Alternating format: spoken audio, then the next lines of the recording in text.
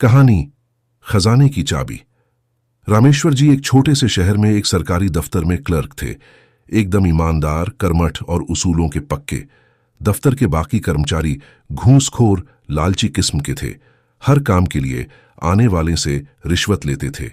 रामेश्वर जी के घर में उनकी पत्नी सुधा और उनके दो पुत्र थे, अविनाश और सौरभ। दोनों पढ़ने में बहुत तेज थे। रामेश्वर जी उन्हें पढ़ा लिखा कर अफसर बनाना चाहते थे, इसलिए दफ्तर से घर आते ही दोनों को पढ़ाने बैठ जाते थे। एक दिन रामेश्वर जी की दफ्तर से छुट्टी थी। पूरे घर ने उस दिन सफाई करने की ठान ली। बहुत दिनों से घर में सफाई नहीं हुई थी। सभी को काम बांट दिए गए। जैसे सुधा को रसोई साफ करनी थी, दोनों बेटों और रामेश्वर जी को बेडरूम और ड्राइंग रूम साफ करना था। सबसे पहले रामेश्वर जी और उनके दोनों बेटों ने ड्राइंग रूम को साफ किया। उसके बाद वे तीनों बेडरूम में पहुंच गए। सफाई करते करते रामेश्वर जी ने बड़ा सा लकड़ी का बॉक्स निकाला, उसे साफ किया। ये देखकर अविनाश ने पूछा, पापा इसमें क्या है? ये सुनकर रामेश्वर जी ने कहा, कुछ नहीं बेटे, बस ऐसे ही कुछ पुराना सामान है। तब सौरभ बोला, पापा खोलो ना इसे, हमें भी दिखाओ क्या है इसमें। रामेश्वर जी ने गुस्सा होते हुए कहा, तुम्हें कहा ना कि इसमें पुराना सामान है। जब तुम बड़े हो जाओगे तब तुम्हें यह मिल जाएगा, देखते रहना, अभी नहीं। अविनाश बोला, पापा क्या आपने इसमें कोई खजाना छिपा रखा है? सौरभ ने भी उसकी बात का समर्थन करते हुए कहा, हाँ पापा, मुझे लगता है आपने हमसे छिपाकर पैसा रख रखा है और हम इतनी गरीबी में जिंदगी गुजार रहे हैं। रामेश्वर जी को गुस्सा तो आ रहा था, लेकिन उन्होंने समझाते हुए कहा, नहीं बेटा, ऐसी बात नहीं है, मैंने तुमसे कुछ नहीं छुपा रखा। वैसे इसमें पैसे नहीं हैं, मेरा यकीन करो। शोर सुनकर सुधा जी रसोई से बाहर आ गई। अरे क्या हुआ, इतना शोर क्यों मचा रखा है? तब तक दोनों बच्चे गुस्सा होकर बाहर निकल जाते हैं। सुधा जी के पूछने पर रामेश्वर जी उन्हें बक्से के बारे में बताते हैं। सुधा जी, तो आप बक्सा खोलकर दिखा देते, रामेश्वर जी ने समझाते हुए कहा। बच्चों को अपने पिता की बात पर भरोसा होना चाहिए। अब तो ये समझो ये बक्सा नहीं, तिजोरी है, और खबरदार जो तुमने इसके बारे में उन दोनों से कोई बात की। दोनों मिलकर सफाई करते हैं। दोनों बच्चे शाम को घर वापस आते हैं। दोनों गुस्सा थे। अगले दिन से जैसे दुनिया ही बदल गई। दोनों कल तक जहां अपने माता पिता की इज्जत करते थे, वहां आज दोनों नफरत करने लगे। अविनाश और सौरभ को लगने लगा कि उसके पिता ने बहुत दौलत जमा कर रखी है और हमेशा गरीबी का रोना रोकर उन्हें हर चीज के लिए मना कर देते थे।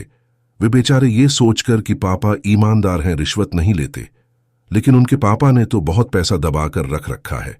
सुबह दोनों स्कूल चले जाते हैं, लेकिन वहां भी उनका पढ़ाई में मन नहीं लगता। इधर रामेश्वर जी भी जब ऑफिस पहुंचते हैं तो उनका काम में मन नहीं लगता। सुधा जी बेमन से घर का काम निपटा रही थीं।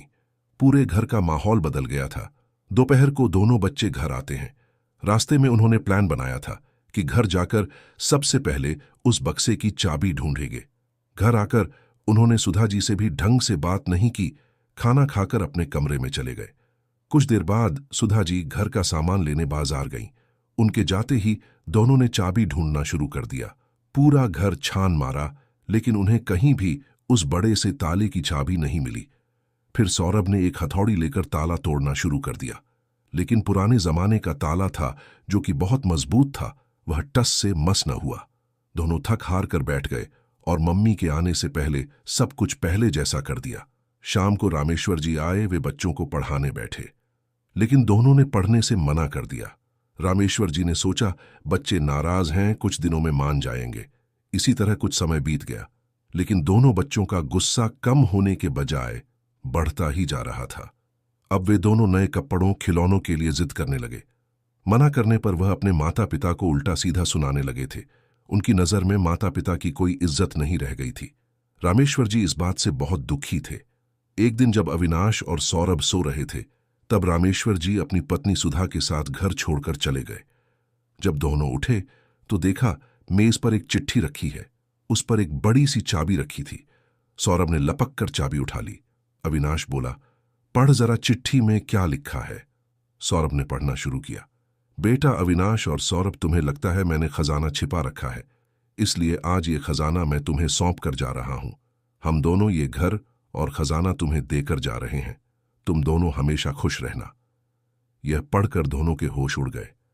अविनाश, यह हमसे बहुत बड़ी गलती हो गई। अगर पापा कुछ जोड़ रहे थे तो काम तो हमारे ही आता। सौरभ बोला, भैया चलो एक बार देख ही लेते हैं, कितना बड़ा खजाना है। दोनों जल्दी से बॉक्स खोलते हैं तो देखते हैं उसमें एक डायरी रखी थी। दोनों उसे निकालकर पढ़ते हैं तो उसमें उनके दादाजी ने रामेश्वर जी के लिए कुछ लिखा था। बेटा रामेश्वर, ये बातें अपने जीवन में उतारना, तुम्हारा जीवन खुशियों से भर जाएगा। 1, कभी झूठ मत बोलना। 2, कभी बेईमानी नहीं करना। 3, कभी काम से जी मत चुराना। 4, अपने से बड़ों का सम्मान करना। 5, पैसों का कभी लालच मत करना। यही जीवन का सबसे बड़ा खजाना है। यह वो दौलत है जो कोई तुमसे कभी नहीं छीन सकता। दोनों डायरी पढ़कर रोने लगते हैं। अविनाश कहता है, हमारे पापा अपने पिता के आदर्शों पर चल रहे थे और हम उनसे उल्टे वे सच कह रहे थे। हम झूठ समझ रहे थे। वे ईमानदारी से चल रहे थे, हम उन्हें बेईमान समझ रहे थे। वे मेहनत से अपना काम करते थे, हम उन्हें रिश्वतखोर समझ रहे थे। उन्होंने कभी पैसों का लालच नहीं किया, लेकिन हम इतने लालची हैं कि पैसों के लिए माता पिता को खो दिया। वे अपने से बड़ों का सम्मान करते थे। हमने उनका कितना अपमान किया कि वे घर छोड़कर चले गए।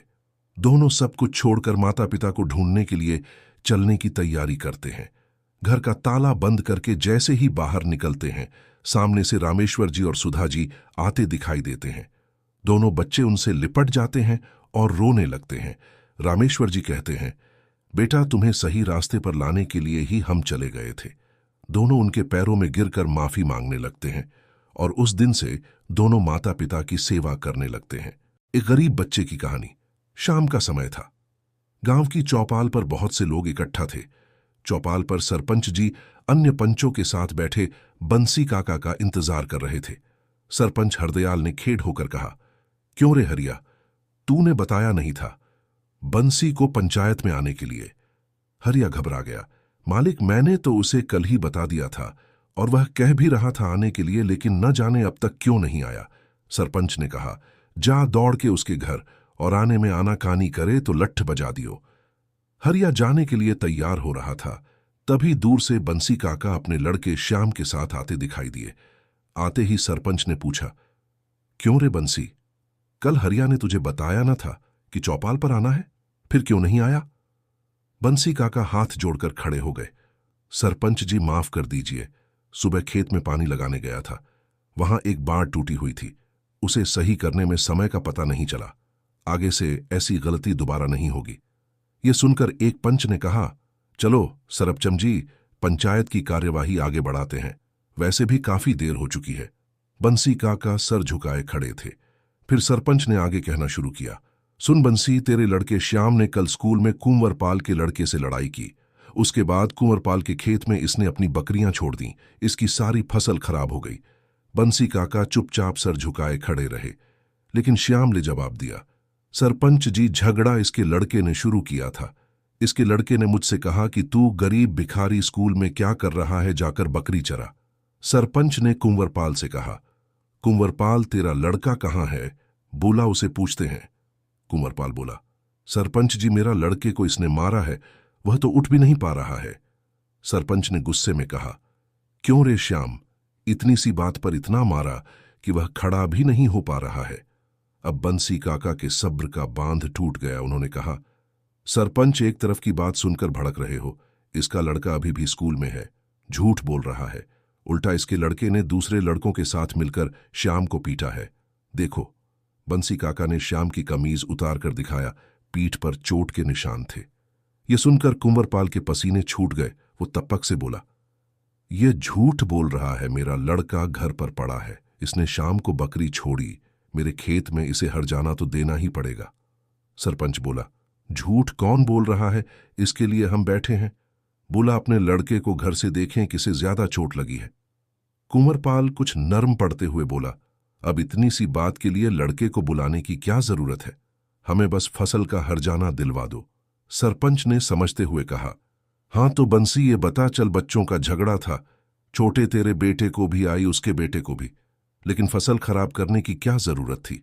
बंसी काका ने कहा, वाह सरपंच जी, अच्छा न्याय है। मेरे बेटे को पीट दिया, अपना बेटा छिपा दिया, और अब फसल का झूठा आरोप लगा रहे हो। कल बकरी में चरा रहा था, ये तो स्कूल से आने के बाद चल भी नहीं पा रहा था। ये सुनकर कुंवरपाल बोला, हाँ तो इसी ने अपने बेटे का बदला लेने के लिए बकरी घुसाई होंगी मेरे खेत में। ये सुनकर सरपंच बोला, बंसी हर्जाना तो तुझे देना होगा, आखिर फसल खराब हुई है। तभी श्याम बोला, तुम सब पैसे वाले चोर हो ना, इसकी फसल खराब हुई है, ना इसके लड़के को कोई चोट लगी है, सब हमारी जमीन हड़पने के हथकंडे हैं। बंसी काका ने उसे डांटते हुए बोला, चुप हो जा नालायक, क्या जरूरत थी उससे उलझने की, तेरे ही कारण यहां खड़ा हूं। बंसी काका ने सरपंच की ओर देखते हुए बोला, मालिक, लड़के को नहीं बुला सकते, पर चलकर खेत तो देख ही सकते हो, वहां जाकर देखो तो इसकी फसल पहले की तरह लहलहा रही है। कुंवरपाल बोला, क्यों झूठ बोल रहा है बंसी, सारी फसल खराब हो गई, मेरे आदमी अब तक तो उसे खेत से हटा भी चुके होंगे। श्याम ने कहा, बापू, इनसे न्याय की उम्मीद करना बेकार है, चलो मेरे साथ। और हां सरपंच, जो करना है कर लो, हम एक पैसा नहीं देंगे। श्याम जबरदस्ती बंसी काका को घर ले आता है। श्याम अपनी मां सुंदरी और पिता बंसी काका के साथ गांव छोड़ देता है। वह उन्हें लेकर शहर आ जाता है। बंसी काका ने कहा, बेटा यहां क्या करेंगे, हम तो कुछ जानते नहीं हैं, खेती के अलावा हमें कुछ नहीं आता। ये सुनकर श्याम ने कहा, चिंता मत करो बापू, मैं और तुम मिलकर यहां बहुत पैसा कमाएंगे। वे तीनों सड़क के किनारे सो जाते हैं। कुछ दिनों में श्याम को गाड़ी साफ करने का काम मिल जाता है और उसके पिता को मजदूरी करने का काम मिल जाता है। वे एक झोपड़ी का भी इंतजाम कर लेते हैं। एक दिन श्याम गाड़ी साफ करके शाम को घर वापस जा रहा था।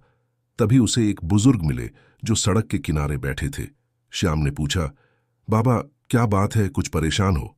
बुजुर्ग ने कहा, बेटा कुछ लोग मेरा बैग छीनकर भाग गए, मेरे पास घर जाने के भी पैसे नहीं हैं। श्याम कहता है, बाबा कहाँ जाना है आपको? बुजुर्ग कहते हैं, बेटा मुझे बस से जाना है, 100 रुपये लगेंगे। श्याम ये सुनकर उन्हें अपने पूरे दिन की कमाई 100 रुपये दे देता है। बुजुर्ग उससे कहते हैं, बेटा ये तो तुम्हारी पूरे दिन की कमाई थी, अब तुम क्या करोगे? श्याम की आंखों में आंसू आ जाते हैं। वो बोला, बाबा घर न होने का दर्द हम जानते हैं, गरीबी के कारण हमें अपना गांव, खेत और घर सब छोड़ना पड़ा। यहां शहर की एक गंदी सी झोपड़ी में रहते हैं, इसलिए मेरे खाने से ज्यादा जरूरी आपका घर पहुंचना है। उसकी बातें सुनकर उस बुजुर्ग ने कहा, बेटा कल इसी समय मुझे यहीं मिलना, आना जरूर, मैं तुम्हारा इंतजार करूंगा। श्याम ने कहा, बाबा 100 रुपये के लिए आप यहां तक आएंगे, कोई जरूरत नहीं है।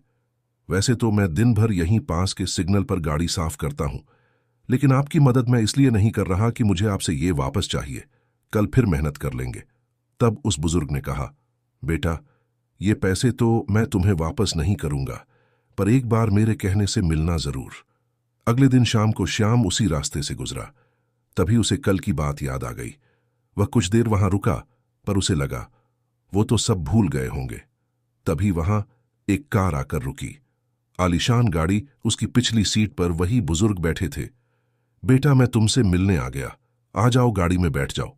श्याम गाड़ी में बैठ जाता है और पूछता है, बाबा कल तो आप 100 रुपये मांग रहे थे, आज आप गाड़ी में?